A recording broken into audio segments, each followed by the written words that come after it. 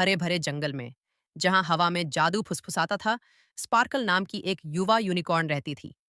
अन्य यूनिकॉर्न के विपरीत, स्पार्कल के पास एक अनोखा झिलमिलाता चांदी जैसा कोट था, जो तेज धूप में तारों की तरह चमकता था। एक धूप भरे दिन, स्पार्कल अपनी हृदय में उमंग लिए जाग उठी। महान यूनिकॉर्न महोत्सव होने वाला था, और जंगल और उसके बाहर के सभी जीव दोस्ती और जादू के उत्सव के लिए इकट्ठा होंगे। लेकिन एक बात थी, स्पार्कल को रहस्यमयी इको पर्वत से प्राचीन प्रकाश का ताबीज लाने के लिए चुना गया था, क्योंकि यह एक बहादुर यूनिकॉर्न के लिए त्योहार के लिए ताबीज वापस लाने की परंपरा थी। स्पार्कल अपने जंगल के घर से दूर जाती घुमावदार राह पर चल पड़ी। उसकी सबसे अच्छी दोस्त रूबी गिलहरी उसके साथ जुड़ गई, यह कहते हुए कि एक वफादार साथी के बिना यह एक साहसिक कार्य नहीं होगा। जामुन और बलूत के फल की एक बोरी के साथ रूबी स्पार्कल की पीठ पर बैठ गई और वे चल पड़े। जैसे ही वे पहाड़ की तलहटी पर पहुंचे, एक घना कोहरा छा गया, जो मानो पूरे रास्ते को निगल रहा हो।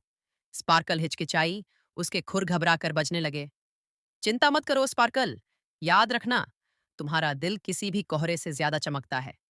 रूबी ने चहकते हुए स्पार्कल की मुलायम गर्दन को गले लगाया। रूबी के शब्दों को दिल से लगाकर स्पार्कल अपने साहसी मन पर भरोसा करते हुए कोहरे में चली गई। जैसे जैसे वे ऊपर चढ़ते गए, कोहरा छूट गया और एक शानदार दृश्य दिखाई दिया।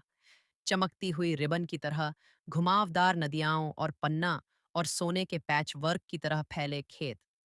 शिखर पर पहुंचकर उन्हें उल्लू ओलिवर मिला, जो उस गुफा के प्रवेश द्वार की रखवाली कर रहा था जहां ताबीज रखा गया था।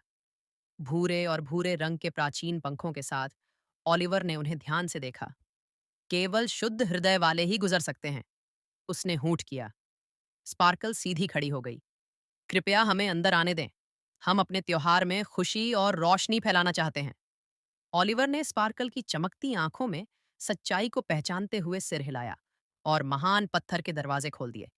गुफा के अंदर उन्हें प्रकाश का ताबीज मिला, जो धीरे धीरे कांच में फंसी धूप की किरण की तरह चमक रहा था। सावधानी से ताबीज उठाते हुए स्पार्कल ने इसकी गर्मी और शक्ति महसूस की, यह जानते हुए कि यह सभी को खुशी देगा। नायक के रूप में जंगल में लौटकर स्पार्कल और रूबी ने तालियों और हंसी के बीच ताबीज भेंट किया। जंगल इसकी तेज रोशनी में नहा गया, और गीत, नृत्य और खेलों के साथ यूनिकॉर्न महोत्सव शुरू हुआ। महोत्सव ने स्पार्कल और रूबी द्वारा दिखाई गई बहादुरी और दोस्ती का जश्न मनाया।